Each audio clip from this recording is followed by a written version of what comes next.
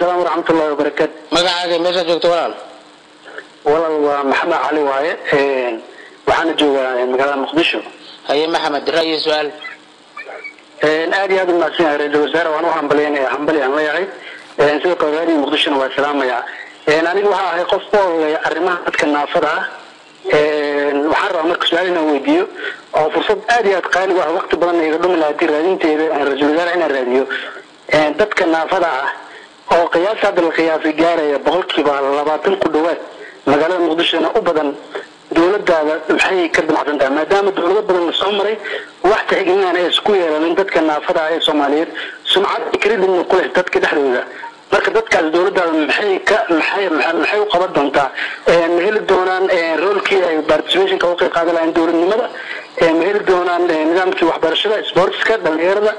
ee dhammaan dawladda intay dawladnimada qaanagu aaminsan hadda ka hor dawladii hore ra'iisul wasaare ka noqday wasiir naafa oo sameeyay oo Dr. Maxamed Ali Ibrahim sidan qiyaasayo adaan qaldaneen hadeertan ma laga yaabaa inuu haduu wasiir xataa aan naafada aysan helin inay helaan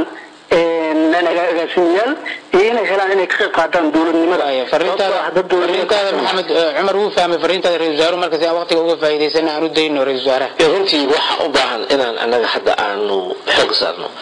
in wasiir iyo agaasimo guud kale inay helaan maaha waa in dadka naafada ay haystaan fursad ninka caadiga u haysto inay shaqada helo in haddii taas aan qoydan taas xaqiijinaa dalkeena ka dhaco inaan dadku lagu maartay looga leexan inay naafa iyo jirto waxaan xataa loo naadii leeyahay insha Allah iyo waqtiga inaan gaarno in loo cayimo